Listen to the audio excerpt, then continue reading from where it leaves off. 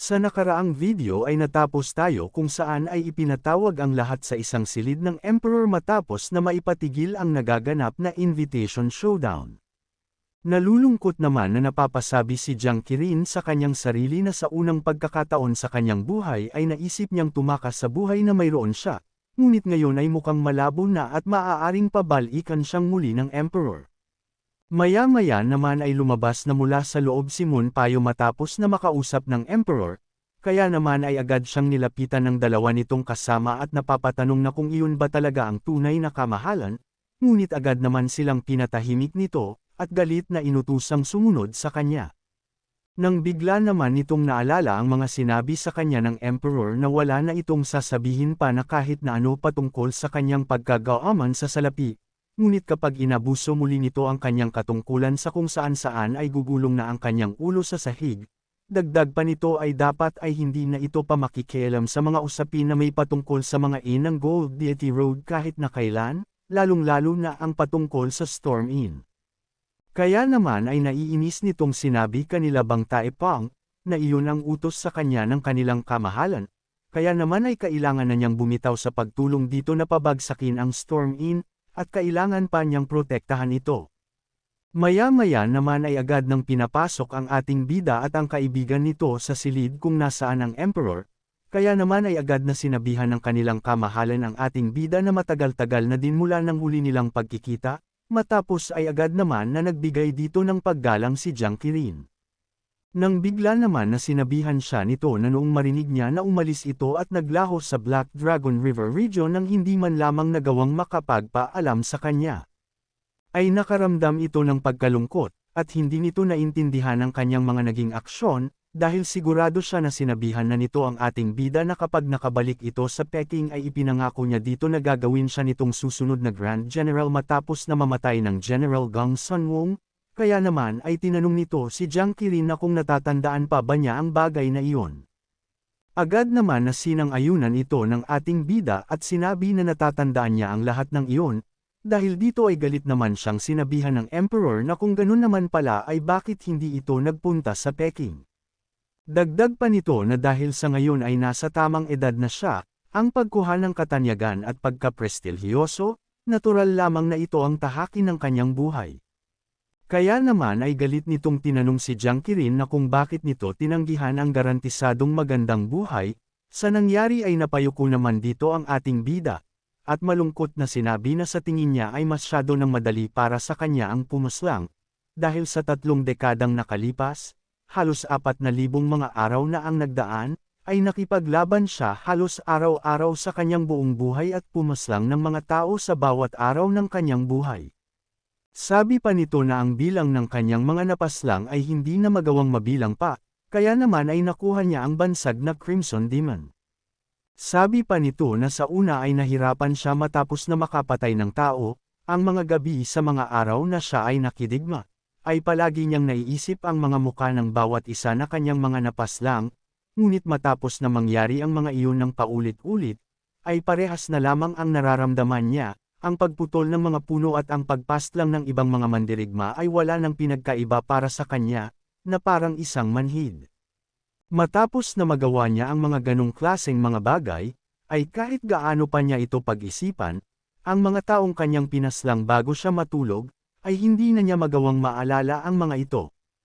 Ang pakiramdam na mayroon siya ng mga panahon na iyon ay para siyang hindi na isang tao pa. At ang katotohanan iyon ay ang nagbigay sa kanyang buhay ng labis na pagkabigla. Kaya naman matapos ng araw na iyon ay hindi na siya muli pang nakatulog ng mapayapa sa mga araw na dumadaan, hanggang sa araw na siya ay umalis na sa lugar ng digmaan, ngunit ngayon ay nakakaramdam na siya ng labis na kasiyahan sa buhay na mayroon siya. Sabi nito na nais pa niyang magpatuloy sa ginagawa niya ngayon, at ito ay ang mamuhay ng mapayapa. Sa isip nito na ngunit kung ang Emperor ay uutusan siya na bumalik sa lugar ng digmaan muli, ay inaasahan na nito na hindi hahayaan ng kanilang Emperor na suwayin ng ating bida ang kanyang royal order para sa mga ganong klase ng rason. Nang bigla naman itong natigilan ng biglaan na lamang na pumayag ito sa nais niya, dagdag pa nito na kung talagang nais nitong mamuhay ng mapayapa sa kasalukuyan nitong pamumuhay ay hahayaan na lamang siya nito. kaya naman ay sinabihan nito si Jiang Qirin na maging masaya ito sa kanyang landas na tinatahak, kaya naman sa nangyari ay agad naman na masayang nagpasalamat ito sa kanilang emperor. Matapos na makalabas ni Jiang Qirin sa silid ay agad naman nitong inutusan si Ban Yayon na manatili lamang ito dito sa syudad ng Hangzhou, at kapag dumating ang tamang oras ay isama nito pabalik si Jiang Qirin. Sa nangyari ay nagtataka naman na napatanong ang isa nitong kasama at tinanong ang emperor na kung hindi ba ay pinayagan na nito si Jiang Qirin na magkaroon ng normal na buhay, na agad naman na sinabi nito na ang sinabi niya sa ating bida ay ang mamuhay ito ng masaya, at hindi niya sinabi dito na mamuhay siya sa ganitong klase ng buhay, nang magpakailanman. Sa lugar naman ng ating bida habang papabalik sa kanyang Storm Inn ay nabanggit naman nito si Wuna na kanyang ikalawang kapatid sa bandido. Kaya naman ay napasabi ang ating bida na hindi niya alam kung magkikita pa ba silang muli, dahil sa ninais din ni Wuna na ipagpatuloy ang kanyang landas na tinatahak. Dahil dito ay napasabi naman ito na ang Emperor ay nagawang malaman kung nasaan siya ngayon. Kaya naman ay hindi ba nito naisip na ang iba sa kanilang Crimson Dragon Cavalry Squad ay hindi alam na nandito siya, sa nangyari ay bigla naman na natahimik dito ang ating bida at napaisip, nang bigla naman na pinutol na nito ang kanilang pag-uusap patungkol doon sa pamamagitan ng pagbati nito kay Jiang Qirin patungkol sa pagkakapanalo niya sa naganap na Invitation Showdown dahil ang lahat ay hindi inaasahan. Sa lugar naman ng Namgang Clan, sa Lightning Vision Pavilion sa Hangzhou Branch, ay gulat naman ang kapatid ni Namgang Hugh sa tinatanong ng ating bida patungkol kay Ban Yayon. Kaya naman sabi nito na ang Lightning Vision Pavilion ng Namgang Clan ay sigurado siya na alam ang mga detalye patungkol sa kung nasaan si Ban Yayon, kaya naman ay nais nitong malaman kung anong nangyari sa kanya matapos nitong umalis ng Hangzhou. Napasabi naman ng dalaga na hindi siya makapaniwala na nagpunta siya sa lugar na ito nang walang pasabi sa kalagitnaan ng gabi upang itanong ang patungkol kay Ban Yayon. Sa isip naman ni Jiang Qirin na kahit na ang kanilang emperor ay walang sinasabi na kahit na ano patungkol dito, at ang taong iyon ay hindi ipinakita ang kanyang muka, ay nakakasigurado naman siya na ito ay si Ban Yayon. Nang bigla naman na may ibinigay ito sa ating bida at sinabi na kung ang patungkol kay Ban Yayon ang kanyang sinadya, ay nagawa nitong makalagpas sa mga embroidered uniform guard, at maging sa 8 Banners Armies at sa Imperial Bodyguards at nagawang maabot ang emperor. Ngunit sabi nito na sa huli, ay sinabi ng emperor na nagawa itong mapaslang ng mga imperial bodyguards na palihim na nagbabantay sa kanilang kamahalan, at ang kanyang katawan ay natagpuan na lamang na hiwa-hiwalay at pira-piraso, kaya naman ay sa sumunod na araw ay agad itong itinapon sa labas ng Imperial Palace. Sa isip naman ng ating bida na sa tingin niya na ang kanilang emperor ay pinili na palabasin na ang taong si Ban Yayon na pinamunuan ng grupo na nagawang mag-aklas laban sa kanya, ay pinalabas na patay at kinuha si Ban Yayon para sa kanyang panig. Sabi pa nito na sa tingin niya na si Ban Yayon na parang isang mabangis na halimaw na hinding-hindi mapapaamo, ay nagawang matalo laban sa kanilang emperor at nagdesisyon na sumapi na lamang sa kanyang panig, at sa pamamagitan din sa pagsunod sa batas ng pinakamalakas ay nagpasailalim siya sa kapangyarihan nito. Kaya naman makalipas ng ilang sandali ay agad naman na din itong umalis ng lugar, at sa paglalakad ay napapasabi siya na kagaya nga ng Imperial Palace na sinubukan niyang matakasan, ay siya na nagsabi sa ating bida na kaparehas niya, ay nagawa ng makapasok ng palasyo, ngunit magkaiba sila ng kapalaran, dahil ang kanyang kapalaran, ay nabibilang sa lugar na ito, ang Storm Inn. Sa lugar naman ng Asherwind Inn, ay galit naman si Bang Taepang sa nakita niya sa kanyang inn, nang bigla naman itong naalala ang sinabi sa kanya ni Munpayo na kapag muli nitong sinubukan na galawin ang Storm Inn, ay ang kanyang ulo ay makikita na lamang na gumugulong sa sahig at ito ang utos ng kanilang emperor.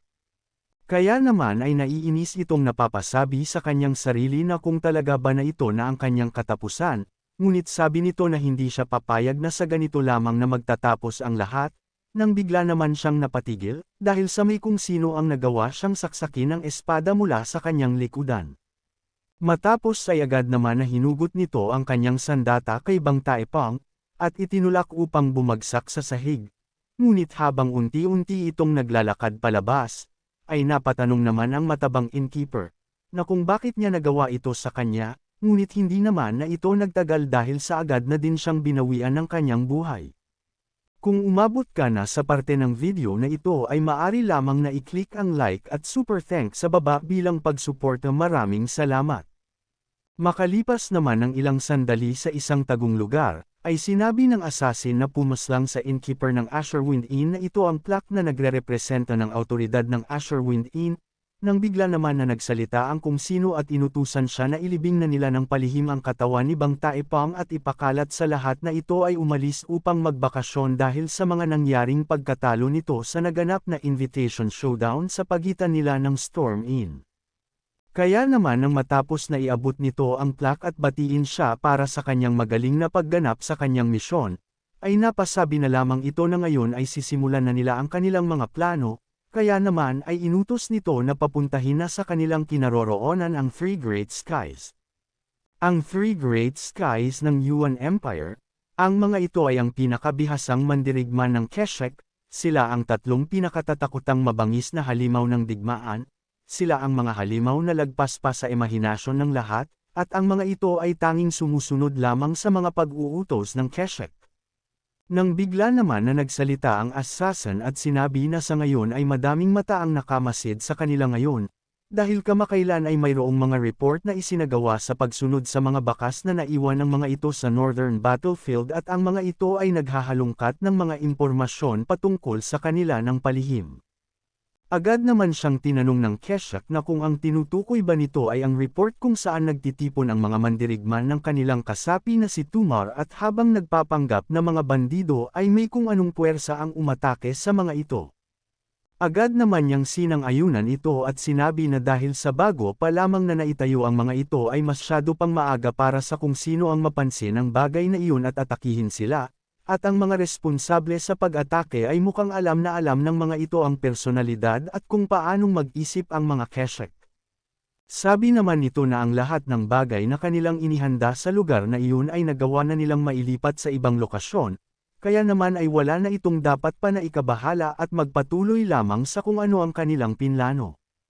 Sabi pa nito na kapag nakaramdam sila na mayroong kung sino ang sumusunod sa kanilang mga ginagawa, ay kumuha ito ng karagdagang puwersa upang manmanan ang mga ito at alamin ang kanilang mga pagkakakilanlan, na agad naman itong sinang-ayunan, matapos ay napasabi ang kanilang pinuno na ang Central Plains, ay papatikiman niya ng bangis ng hangin sa hilaga. Makalipas naman ang ilang mga araw sa lugar ng Storm Inn, ay napapasabi naman ang ating bida sa kanyang isip na hindi niya alam kung ito ba ay dahil sa muli niyang nakita si Hyun Baek, dahil sa hindi siya makapaniwala na napanaginipan niya ang araw na iyon. Nang bigla naman niyang inalala ang kanyang napanaginipan, dahil matapos niyang kamustahin ang kanyang kaibigan, ay bigla naman itong may naramdaman, kaya naman ay agad niyang sinabihan ito na magtago lamang sa kanyang likudan, dahil sa may mga kung sino ang paparating sa kanilang kinaroroonan. Nang makapasok naman ang mga ito, ay agad naman na nakita ng kasama nito ang kasamahan nilang napaslang, upang makaramdam ito ng labis na pagkagalit, kaya naman dahil dito ay agad nitong sinugod ang ating bida upang paslangin, ngunit nagawa lamang niyang maiwasan ito. Sa nangyari ay nagulat naman ang kasama nito dahil sa hindi niya inaasahan na magagawang maiwasan ito ng ating bida, ngunit matapos naman na muling umatake ang kanyang kasama, ay gamit lamang ang isang mabilis na pagkilos ay agad naman niya itong nabigyan ng matagumpay na pag-atake, upang agad nitong ikamatay, nang bigla naman na sinabihan ang ating bida ng kanyang kaibigan na mayroon pang papasugod sa kanyang likudan, at ito ay ang kanyang kasamahan. Agad naman na napansin ito ng ating bida, kaya naman ay agad niya itong sinalag gamit ang kanyang maliit na sandata. Nang bigla naman na natigilan si Jiang Qirin, at napasabi na ito ay isang atake na hindi niya magagawang masalag gamit lamang ang maikling sandata, kaya naman ay kailangan niyang iwasan na lamang ito o di kaya ay magsagawa na lamang ng direktang pag-atake dito. Nang bigla naman na sinugod siyang muli nito, kaya naman ay agad naman siyang umiwas dito, at nang muli pa itong umatake ay sa ikalawang pagkakataon ay muli niyang iniwasan ang mga pag-atake nito. Nang bigla naman na napahinto ang kaibigan nito dahil sa nakarinig siya ng mga sigawan sa labas at sinasabi na hulihin ang mga bastardong nakipagsanib puwersa sa mga Yuan upang magawang makapasok sa kanilang kampo, kaya naman ay agad niyang sinabihan ang ating bida na ang kalaban nito ay mula sa puwersa ng Yuan, at ang kanilang mga reinforcement ay nandito na.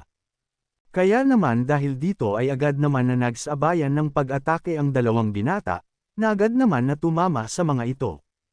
Kaya naman nang matapos ay nakatanggap ang ating bida ng pinsala sa mukha nito, upang mapangiti ang kalaban niya, ngunit ito ay dahil sa nagawa din ng ating bida na patamaan siya ng kanyang sandata sa kanyang balikat. Kaya naman matapos niyang alisin ang sandata na bumaon sa kanyang balikat, ay agad naman itong sinabi sa ating bida na siya ay si Keshek, at tinanong ang pagkakakilanlan ng ating bida, na agad naman itong sinabi na siya si Jiang Qirin, kaya naman ay matapos na malaman nito ang pagkakakilanlan ng ating bida ay sinabihan naman siya nito na tatandaan niya ang pangalan nito. Kaya naman dahil dito ay nababalisang inalala ito ni Jiang Qirin dahil ang taong iyon ay si Keshek, ang Cablade Sword, ang Blue Wolf's descendant, siya nakilala sa tawag na Heavenly Wolf Keshek. Nang bigla naman siyang tinawag ni Wian upang matauhan ang ating bida mula sa kanyang pag-iisip.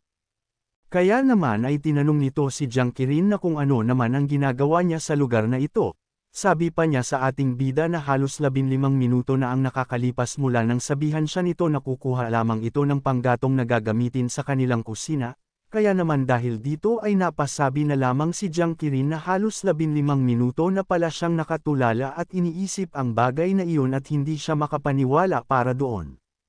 Sa ibang dako naman ng Hangzhou ay may isang manlalakbay ang nagmamadaling magpatakbo ng kanyang sinasakyan dahil sa hindi na nito pa magagawa ang makabili ng tiket sa ganitong bilis na mayroon sila. Ngunit sabi nito sa kanyang amo na kapag mas binilisan pa nito ang pagpapatakbo ay maaring ang kanilang karwahe ay tumaob kung sakaling mapadaan sa bato. Nang bigla naman itong natigilan, dahil sa may kung sino ang hamarang sa kanilang harapan, at agad na naghanda, kaya naman ay nang magawang makalapit ng mga ito dito, ay agad naman siyang nagbigay ng malakas na pag-atake sa mga kabayo, upang ang mga ito ay mamatay at magawang bumaliktad ng hila-hila nilang karwahe. Makalipas naman ng ilang sandali ay agad naman na may lumabas sa tumaob na karwahe, at habang papalabas ay naiinis itong napapatanong na kung ano ang nangyaring iyon kanina, ngunit nagulat na lamang ito ng paglingon niya ay may kung sino ang nasa kanyang harapan, kaya naman ay agad itong nagtanong na kung sino naman ito. Agad naman na nagpakilala ang nasa kanyang harapan at sinabi na siya ay si Erkan. Sa isip naman nito ay ang sinabi ng isang nasa kanyang harapan ay ito ay isang pangalan na nagmula sa Yuan, kaya naman ay malakas ang pakiramdam niya na ang isang ito ay nagmula sa natitirang puwersa ng Yuan, kaya naman ay kailangan niyang mabilis na makatakas sa lalaking ito. Nang bigla naman siyang natigilan sa pag-iisip at nagulat dahil sa may mga palaso ang tumama sa kanyang harapan, matapos ay may isa pa na nagtungo sa kanilang harapan, at naiinis na sinabihan si Erkan na kung ano naman ang ginawa nito, ngunit sinabihan lamang siya ng malaking lalaki na huwag itong make alam dahil siya na ang baalang manghuli dito. Agad naman siyang sinagot ng dumating na sa papaanong paraan niya naman gagawin iyon. Ito ba ay sa pamamagitan ng paghagi sa kanya ng gulong ng karwahe, dahil hindi sila naparito upang paslangin siya. Matapos ay mahinahon naman itong hiningi ang kanyang identity plaque, at agad na ipinaalis ang lahat ng kanyang suot na damit, na nagmamakaawa naman itong sinang-ayunan at sinabi na palayain lamang siya ng mga ito ay handa siyang ibigay ang lahat ng kanilang kailangan.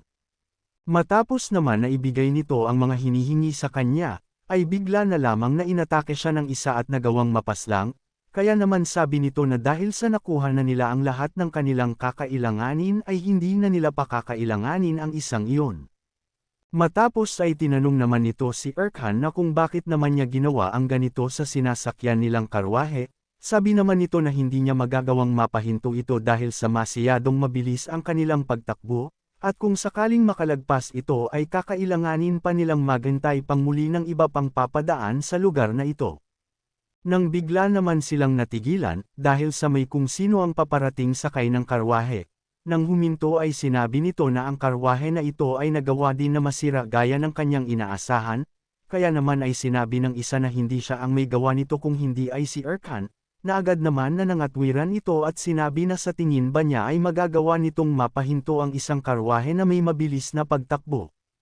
Dahil dito ay napasabi na lang si Hasir na itigil na nila ito dahil sa wala na silang oras pa para sa pagtatalo at kailangan na nilang kumilos ng mabilis, dahil kailangan pa nilang makapasok sa Hangzhou, sa oras na buksan na nito ang tarangkahan ng lugar. Kaya naman kung gusto mo na masubaybayan ang ating kwento ay i-open mo lang ang notification bell pagkatapos mo na mag-subscribe.